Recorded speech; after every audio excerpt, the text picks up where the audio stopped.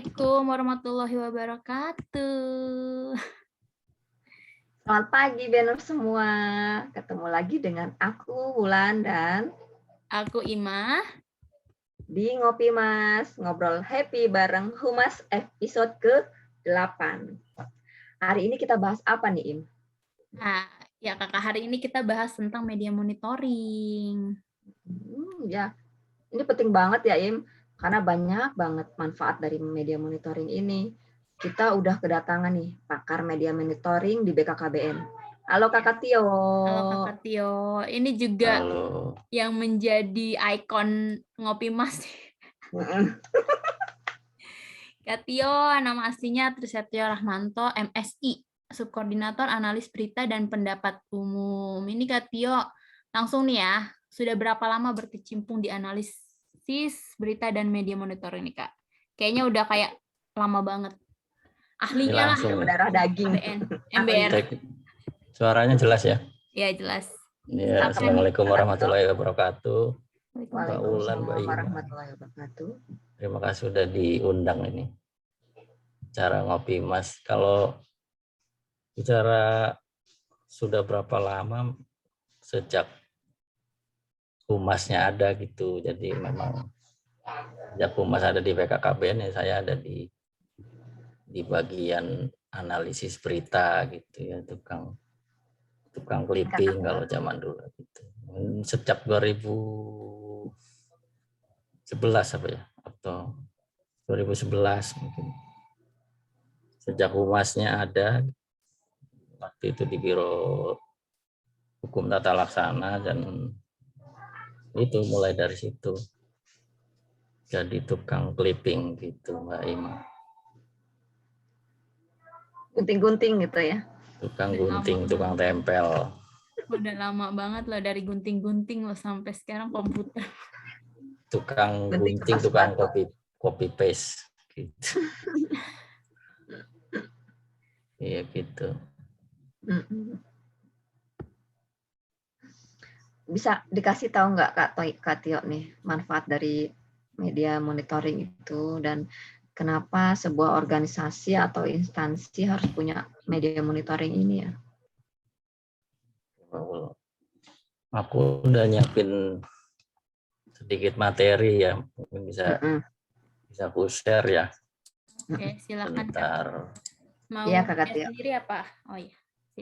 Udah aku share. Udah ya? Ada ya? Jadi memang bentar dulu.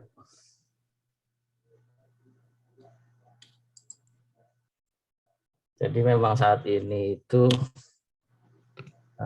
dengan OTK organisasi yang baru, memang humas itu berada di biro umum gitu ya, dan fungsi kehumasan ada di sana. Dan kalau mengikuti yang sudah ada, memang fungsi humas di BKKBN itu memang mencakup 3 hal gitu. Fungsi hubungan media massa, publikasi, dan yang ketiga yang saya kelola yaitu analisis berita dan pendapat umum. Jadi apa itu analisis berita dan pendapat umum yang dilakukan itu ya, di antaranya itu melakukan pengumpulan berita melalui media massa, cetak, elektronik gitu ya, dikumpulin. Terus yang kedua dilakukan klasifikasi berdasarkan isu, dan juga sesuai dengan kategori beritanya gitu ya. Maksudnya kategorinya itu berita, mungkin berita positif, negatif, dan sebagainya. Terus dan setelah selesai itu dilakukan pembuatan laporan. Kalau yang dulu itu dibuat clippingnya untuk disampaikan kepada unit kerja lain atau pimpinan yang gitu. Terus juga tidak hanya berita yang ada di nasional, juga pemberitaan yang ada di daerah juga kita lakukan waktu itu dan sampai sekarang. Dan kalau bicara media monitoring sih, intinya itu ada 2 hal ya. Jadi pemantauan dan analisa, yaitu kalau mengutip dari beberapa media gitu ya, apa itu media monitoring, itu proses membaca, melihat, mendengarkan konten media baik online maupun offline, kemudian diidentifikasi dan dianalisa, terutama konten yang mengandung kata kunci atau topik tertentu. Ini keyword-keyword apa yang memang kita butuhkan gitu. Jadi dua hal itu dipantau, dan setelah dipantau dikumpulkan dan baru dianalisa. Kenapa hal ini penting? Karena yang dilakukan humas itu kan intinya itu kan ini ya, mendapatkan perhatian dari media. Tetapi selain itu juga kita harus setelah kita mendapatkan perhatian itu, kita akan harus melakukan apa dengan perhatian itu gitu. Mendapatkan perhatian itu berarti berita kita ada di media, dan setelah ada di media kita harus melakukan apa dengan apa yang sudah ada di pemberitaan gitu, yang ada di media. Dan yang dilakukan dengan perhatian itu ya salah satunya dengan melakukan media monitoring tadi itu, dipantau dan dianalisa. Kalau bicara tujuannya apa, secara garis besarnya itu ada dua. Ini ya, untuk mengetahui pemberitaannya, dan yang kedua untuk mitigasi isu atau krisis. Mengetahui pemberitaannya apa, karena kan kalau BKKBN sebagai institusi, kita harus tahu apa yang sedang dibicarakan orang di luar gitu, tentang kita, dan juga apa yang sudah kita lakukan terkait dengan publikasi dan apakah sudah tersebar di media gitu ya. Jadi kita bisa merangkum apa percakapan apa yang ada di media. Kalau saat ini kan tidak hanya media konvensional, maksudnya media cetak dan online, tapi kan saat ini juga percakapan itu ada di media sosial gitu ya. Bagaimana ada yang orang bisa dari media sosial ke media konvensional, dan sebaliknya bisa juga dari pemberitaan di media konvensional terviralkan gitu ya di media sosial. Yang kedua tadi fungsinya untuk mitigasi isu atau krisis. Maksudnya mitigasi itu sebagai early warning system gitu ya. Jadi kita bisa tahu terlebih dahulu persoalan apa, atau pemberitaan, misalnya pemberitaan negatif tentang pimpinan atau lembaga, sehingga setelah kita tahu maka kita bisa melakukan hal apa gitu selanjutnya. Melalui media monitoring, instansi dapat mengetahui perbincangan, gejala atau serangan isu sebelum menyebar luas gitu. Jadi kita bisa tahu dulu sebelum itu melebar. Kalau saya kutip ini juga isu yang ada itu kan macam-macam, tapi akan lebih berat kalau kita tuh tahu belakangan. Kita harus tahu lebih dahulu beritanya. Makanya tuh pentingnya media monitoring di situ, bahwa kita harus tahu lebih dulu sebelum orang lain tahu gitulah, seperti itu. Jadi kita bisa melakukan upaya awal untuk menghadapi itu. Kalau bicara bentuknya, secara besarnya itu ada 3, yaitu media clipping. Media clipping ini media clipping yang dulu gitu ya, yang gunting, tempel gitu ya. Cuma kan ini lebih ke media cetak. Jadi mungkin media cetak juga sudah mulai berkurang. Yang kedua itu melakukan media tracking, itu melacak opini dan pendapat masyarakat yang sedang ramai yang tadi itu. Yang ketiga itu dilakukan analisisnya, menganalisis teksnya melalui keyword pencarian itu ya. Jadi mendapat data yang menggambarkan sentimen sosial terkini terkait institusi lembaga. Data inilah yang kemudian dianalisis lebih dalam sebagai bahan evaluasi itu, yang tadi kayak early warning tadi. Jadi bahan evaluasi, misalnya publikasi kita sudah bagus atau belum gitu misalnya. Juga untuk menyusun strategi ke depannya. Jadi isu ini yang sedang ramai misalnya, kita bisa melakukan strategi komunikasinya. Ini hanya contoh ya, bahwa ketika kita melakukan media monitoring itu juga kita harus memperhatikan 5W1H gitu ya. Seperti bagaimana ketika wartawan menulis juga harus tahu ini. Jadi beritanya itu kapan gitu ya. Apa yang terjadi, apa, kapan, di mana gitu. Tetap kita harus, ketika kita membaca sebuah berita dan menganalisa 5 hal ini harus kita tangkap juga gitu ya. Yang tadi sudah saya sampaikan juga, karena sekarang perkembangannya sudah sangat luas gitu ya, tidak hanya dari media konvensional tapi juga media sosial, dan itu memerlukan hal effort gitu ya, usaha yang lebih keras untuk melakukan monitoring, karena percakapan bisa dua sisi gitu, bisa dari media sosial ke media konvensional, dari media konvensional viral di media sosial, dan itu memerlukan usaha yang lebih keras untuk melakukan monitoring ini. Dan saat ini memang hal itu dari sisi kapabilitas, kemampuan kita sebagai lembaga itu memang memerlukan, karena kita belum punya, jadi kita memerlukan sebuah aplikasi alat yang bisa merangkum gitu ya, bisa mengambil semua hal ini. Makanya kita harus bekerja sama dengan pihak ketiga seperti yang kita lakukan selama ini. Jadi ini gambaran disebutnya before after, bukan before after, sebenarnya perkembangan apa yang sudah kita lakukan selama ini sejak 2011. Dari awal kita melakukan clipping berita seperti yang tadi, yang gunting tempel, selanjutnya kita membuat report singkat, mengumpulkan dalam laporan gitu ya, yang bisa di-share ke pimpinan, dan kemudian kita juga membuat website media monitoring, dan memang ini butuh usaha lebih, kalau dibilang juga butuh pendanaan gitu ya, maka banyak sisi-sisi yang harus komitmen dari pimpinan juga. Kadang media monitoring ini seperti dibutuhkan ketika perlu aja gitu. Ketika kita sampaikan daily gitu, orang seperti ya sudah gitu. Ketika ada masalah baru dibutuhkan, kesannya seperti itu. Gitu ya.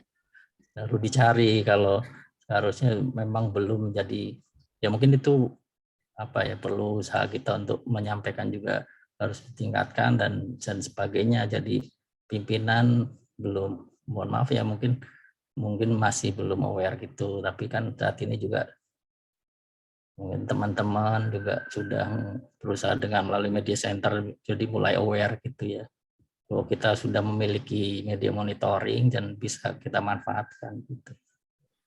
Untuk saat ini memang kita bekerja sama dengan Indonesia Indikator, dengan aplikasinya, kita memang harus butuh ini gitu, karena perkembangan di luar sangat cepat dan kita nggak mungkin kalau melakukan secara manual gitu. Kita melakukan monitoring dengan 3 reportnya, ada harian. Kita lakukan harian di sini, kita cuma mengumpulkan beritanya ya, media online dan cetak. Kita lakukan pemilahan medianya apa, judulnya apa gitu ya, link pemberitaannya, terus sentimennya, positif negatifnya gitu ya. Terus juga pemberitaan media cetak, kita clipping media cetaknya sudah bisa diakses secara langsung gitu ya, tanpa harus ada hard copy-annya gitu. Kita bisa akses di handphone, kita klik tautannya, kita bisa tahu korannya apa dan beritanya apa. Kita juga lakukan report mingguan yang di dalamnya supaya kita tahu pergerakan pergerakan expose-nya. Jadi day by day, hari per harinya kita tahu isu apa yang sedang rame hari tanggal ini, beberapa hari ke belakang setiap minggunya gitu ya. Terus kita juga bisa tahu misalnya ada kegiatan apa di hari apa, kita tahu pemberitaannya ada berapa banyak, kita juga bisa lihat gitu. Jadi kita juga lihat sentimennya, terus isunya apa yang besar gitu. Kita tidak hanya mengambil isu tentang BKKBN saja, kita juga lakukan isu-isu yang secara umum. Jadi kita bisa mengikuti isu apa yang sedang ramai di luar, dan kita bisa menyesuaikan gitulah, menyesuaikan dengan program misalnya. Kita juga bisa tahu karena banyak terkait dengan media sosial tadi ya, apakah media konvensional ke akhirnya viral melalui media sosial, atau juga pemberitaan percakapan di media sosial akhirnya tersebar luas melalui media konvensional. Kita juga lakukan pengecekan shareability isu-isu gitu ya, berita apa yang banyak diperbincangkan di media sosial. Terus untuk bulanannya kita ada reportnya, tapi kita juga menyiapkan semacam ininya apa namanya infografis gitu ya, bisa dilihat gitu, bisa dilihat, mudah dilihat, tidak berpanjang halaman, banyak halaman gitu, itu bisa lihat. Itu memang tidak detail gitu ya, maksudnya detailin berita apa gitu. Terus juga hariannya kita kembali gitu ya, Pak, sebelumnya juga sudah dilakukan. Kita kembali melakukan pelaporan melalui pesan WA gitu ya, karena banyak kalau dengan file gitu kan kita harus download dan memenuhi gadget kita gitu, jadi kita report teks WA ke pimpinan gitu. Mungkin itu ya yang sudah kita lakukan, memang ya progresnya ini, dan saya sangat senang juga sih saat ini mulai dilihat gitu kembali gitu ya, media monitoring di BKKBN mulai dilihat lagi, orang-orang kembali membutuhkan gitu. Mungkin itu ya yang kalau yang sudah saya siapkan gitu ya, Mbak, Ya, Pak Mbak Tio. Imam, Mbak Kak Ul. Tio, bagus banget tuh ada map-mapnya segala ya kan. Jadi di setiap wilayah bisa kita ketahuin ya berapa jumlah beritanya gitu.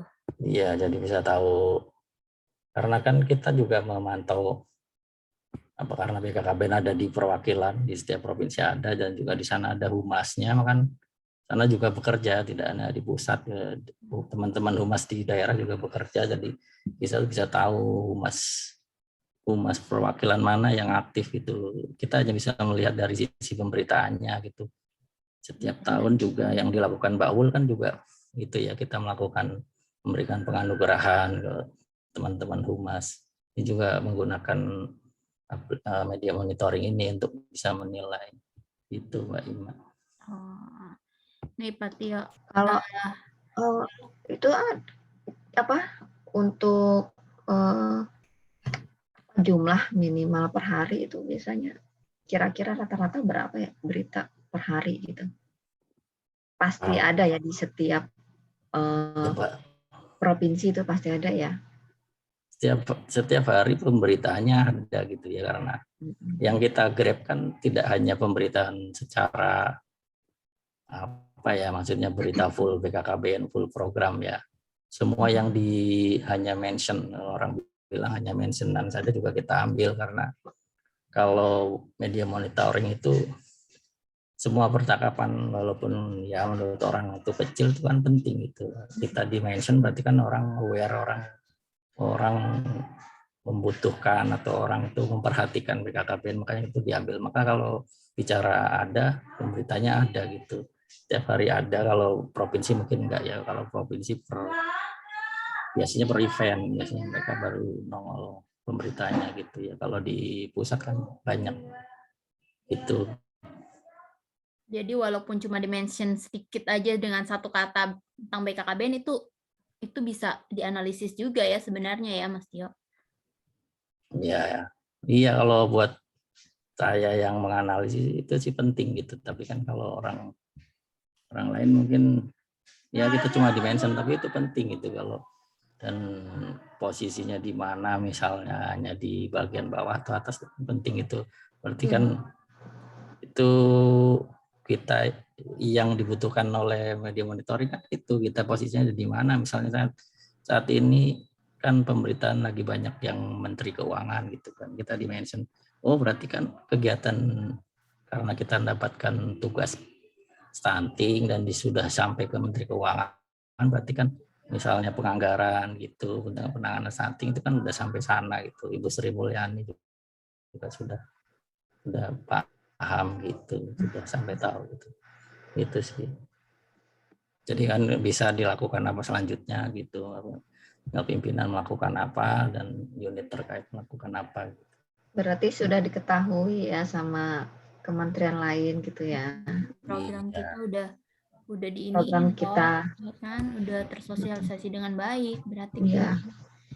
gitu. Kak Tio, aku mau nanya nih, dulu waktu pas masih clipping itu sehari bisa berapa ini tuh?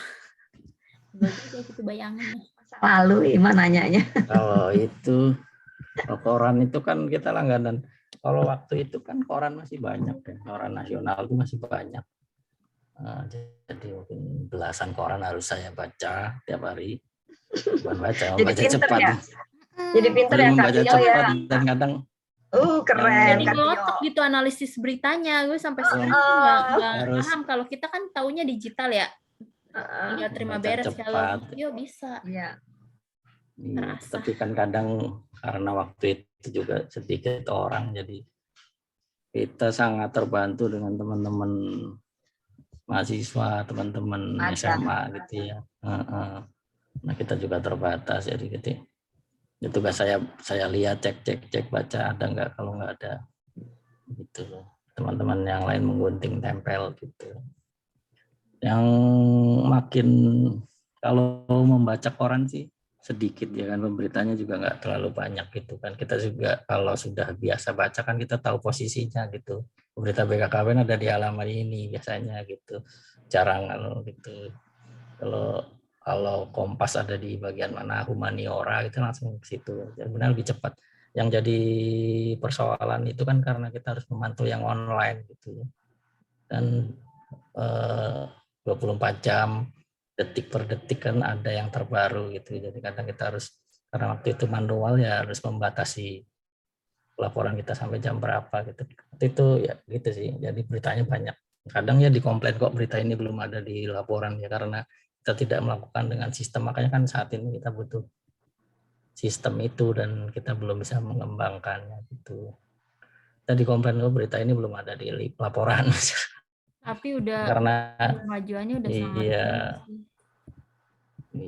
itu sih yang kadang butuhkan waktu yang online itu, makanya harus nggak mungkin lagi kalau dipegang sendiri gitu.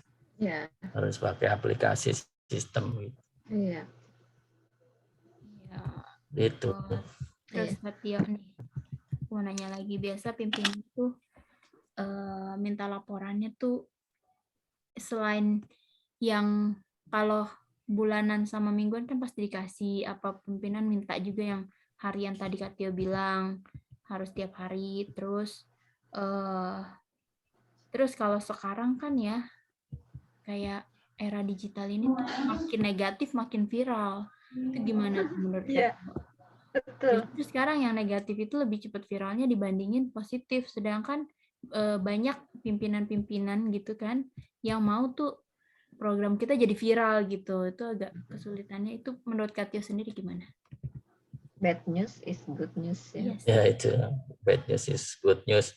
Ya itu tadi kan karena ada dua sisi itu tadi, bisa dari percakapan media sosial jadi berita atau dari media konvensional maksudnya online cetak jadi viral karena dibicarakan gitu. Kalau apa itu bicara negatif sih tergantung sisi mana bicara negatifnya gitu ya, kadang memang kitanya yang belum siap gitu. Ya. Kita pengen viral tapi kita belum siap untuk ramenya itu, menghadapi rame. Kita pengen tuh belum siap gitu ya. Iya. Kita pengen pemberitanya yang aman-aman. Iya. Aman-aman aja. Tapi sebenarnya kan itu karena kita yang ya kalau istilah saya sih ya kitanya yang gagap gitu ya. Kita pengen ramai tapi ketika sudah ramai kitanya bingung. Udah ramai, bukan apa. Gimana suruh diemin gitu ya. Pengen kita sudah ramai malah suruh diem. Itu juga. Kita juga mungkin ya karena ya kan saat ini sedang mulai media center ya di BKKBN-nya, semoga saja ada perkembangannya. Jadi sudah ada yang bisa melakukan itu tadi. Jadi kadang kita gagap pemberitaan, kita harus meresponnya, kita mendiamkannya atau kita menutupinya gitu kan, kita belum bisa gitu ya. Dan kadang di saat kita harus merespon kita diam misalnya. Ketika kita harus diam, kita malah merespon. Ketika sudah seharusnya itu bukan kita yang menjawab, malah kita ikut menjawab misalnya, jadinya malah jadi apa ya kalau main bolanya blunder gitulah. Itu karena sekarang sudah ada media center ya, semoga kita bisa lebih teratur gitu lah, ritmenya pemberitaannya. Yang bilang orkestrasi harus ada konduktornya yang bisa mengatur. Kalau di humas kan kita hanya sebagai ya kita petugas di lapangan, kita mengikuti apa orkestrasi yang dilakukan gitu, yang diinginkan gitu. Dan itu harus di tim yang, karena humasnya dalam tanda kutip ada di dua sisi, di direktorat yang unit kerja yang berbeda, ya itu tadi memang harus tim orkestrasinya yang harus apa ya, yang kuat gitulah strateginya gitu. Gitu Mbak. Tio, terus kan humas itu nggak cuma ada di Birumas ya, misalnya kayak Prahum yang lain nih atau yang di provinsi mau bikin media monitoring yang sederhana-sederhana gitu, mereka cuman browsing di mana di Google untuk angka kredit misalnya, itu boleh gak sih? Ya boleh aja kan, karena memang tugasnya itu ya. Tugasnya Prahum kan itu mengolah konten, mengolah isu publik misalnya. Itu kan juga dilakukan gitu, perlu dilakukan gitu kan. Dan di mana Pranata Humasnya bekerja kan bisa tahu di lokasinya dia kan, nggak di pusat doang. Jadi kita bisa tahu kan, tentunya Pranata Humas di situ juga melakukan misalnya peliputan, membuat rilis beritanya kan, salah satunya bisa tahu beritanya naik di mana kan melalui media monitoring. Terus misalnya mau melakukan penulisan juga kita tahu isu apa yang sedang ramai misalnya. Hal itu dilakukan gitu kan. Kalau Pranata Humas kan memang ada, jadi samping untuk pemenuhan angka kreditnya dan itu memang harus gitu ya, tapi juga kan mendukung kinerjanya secara umum gitu di institusinya dia bekerja gitu. Itu bisa dilakukan siapa saja sih, bukan hanya di pusat ya kan. Kalau informasi kan bukan hanya kita yang membutuhkan, semua orang juga membutuhkan gitu, semua orang pengen tahu gitu. Itu Mbak Ima. Iya. Ada lagi Im? Ini tanyain. Ya. Tahu terakhir ya Kak Tio, pesan-pesan untuk banner semua itu apa ya? Dari misalkan bagaimana cara meningkatkan pemberitaan supaya lebih lebih banyak dibaca, seperti itu, gimana ya? Kalau saya sih karena di analisis berita sih cuma satu sih ya, karena produknya hasil analisis. Jadi yang diharapkan ya apa yang sudah ada itu benar-benar bisa dimanfaatkan gitu ya. Yang sudah kita lakukan itu dimanfaatkan. Ya itu tadi untuk dua ya, untuk dua media monitoringnya, untuk mengetahui pemberitaannya, yang kedua untuk mitigasi tadi, untuk early warning systemnya itu. Ya kami akan senang kalau apa produk-produk kami itu sudah ada aware gitu ya, aware dan apresiasi dan dimanfaatkan. Kalau kita membuat data, membuat analisis dan dimanfaatkan, itu kan tujuan utamanya itu.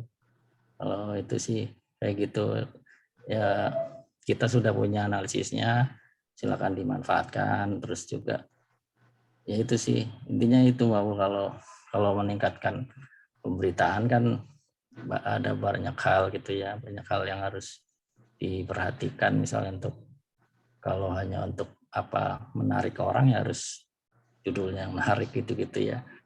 Karena kalau di pemerintah sih media biasanya membutuhkan data gitu, data terbaru gitu ya. Kadang hal itu yang sangat menarik itu, data baru dan menarik gitu. Mungkin itu kalau saya sih, itu kalau di analisis berita sih, kalau data kita dimanfaatkan gitu sudah sangat senang gitu. Itu Mbak Ul. Jadi sebenarnya analisis berita ini ya sampai itu aja ya, sampai kayak misalnya media monitoring dan analis berita gitu. Selanjutnya data-datanya silakan yang mau pakai silakan gitu. Kita kayak nggak ada hak untuk apa ya? Kayak untuk menyanggah berita itu sendiri, iya atau kayak gitu-gitu tuh nggak ada ya? Jadi ya kan fungsinya tadi itu kan humas itu ada 3 hubungan media massa, publikasi dan analisis berita. Itu kayak circle aja, nggak tahu mulai dari mana, berita itu mulai dari mana. Dari 3 hal itu bisa mulai dari kita bikin beritanya, maksudnya dengan hubungan media massanya kita yang membuat berita, atau juga bisa mulai dari ketiga, dari analisis yang kita lakukan, terus kita membuat beritanya gitu kan. 3 hal itu, atau juga dari hubungan media massa dengan kita membuat beritanya, kita mendokumentasikannya, terakhirnya di analisis berita tadi kan. 3 hal itu berputar, maksudnya itu produksi beritanya dari mana itu kan dari 3 hal itu, dari ujungnya atau dari depannya bisa itu. Kalau fungsinya ya fungsinya kalau di humas itu ya satu untuk dokumentasi, evaluasi apa yang sudah kita lakukan. Kita lakukan komunikasi, menjalin kemitraan dengan media, tentunya kan ujungnya tadi perhatian tadi ya. Kita kan mencari perhatian itu. Mencari perhatian, dan kalau sudah mendapat perhatian dengan berita, pemberitaannya sudah ada, kita melakukan apa dengan perhatian itu, dengan kita analisis pemberitaannya gitu. Itu Pak. Semoga bisa menjawab. Terima kasih banyak Kak Tio. Ternyata era digital ini benar-benar merubah segalanya ya. Dari dulu media monitoring, dari surat kabar, tabloid atau koran di clipping, ya Kak Tio ya, gunting-gunting ya Tio. Sekarang semua serba digital. Dan memang media monitoring kita ini sudah sangat berkembang.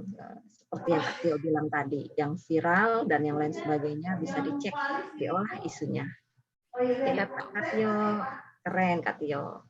Iya, keren banget sih Kak Tio. Aku tuh masih banyak belajar banget sama Kak Tio ya.